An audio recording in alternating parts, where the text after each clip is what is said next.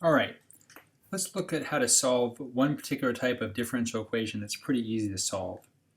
And this is one where we have some sort of coefficient times a function, rather the second derivative of that function, plus some other coefficient times the first derivative of that function, plus another coefficient times the function itself, and that is all equal to 0.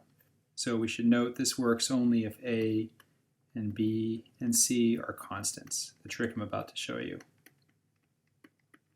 So if you have some function y and its first derivative y prime and its second derivative y double prime, and if we take those functions and the derivatives times those coefficients and it equals to 0, we can solve this differential equation and find out what that function y is. All right, so here's how you do it. You set up something called a characteristic equation. And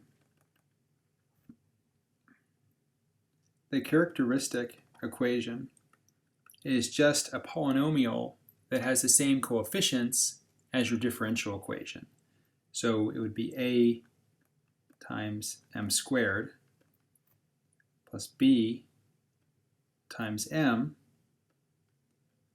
plus c, and that's equal to 0. And notice that the coefficients on our polynomial match the coefficients on our differential equation, and that the degree of the derivative in our differential equation equals the degree of our function in m. So we have a term that's 0 order in m, and we have a 0 order derivative. In other words, not a derivative at all. We have something that's first order in m, so it's linear in m, and we have a first derivative.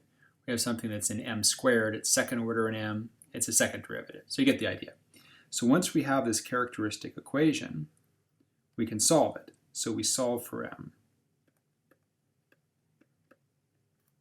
And either it can be something trivial to solve, or you might have to use the quadratic formula to get the equation for m. And just like any kind of quadratic, you might have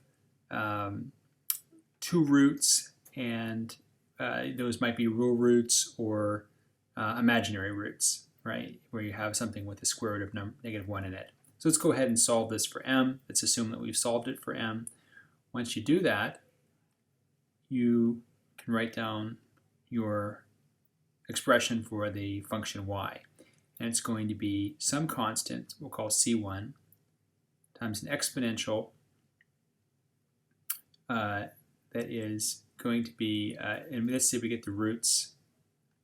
Once we solve this, we get roots m1 and m2. Because of course, remember the quadratic formula has a plus or minus in it, so you get two roots. So we get m1 times x, and then we get a second term, which is c2, and then an exponential, it's m2 and x. And that's called the general solution to your differential equation.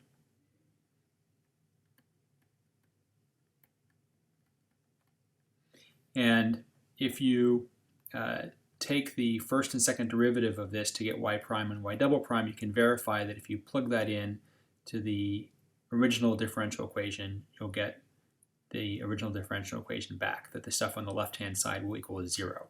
So that's the general equation. Define c1 and c2. The way to do that is using the boundary conditions. And the boundary conditions are the known values of the function y at specific values of x. So in the next screencast, I'll show you how to solve the Gui-Chapman, the low potential case for the Gui-Chapman equation using this little math trick.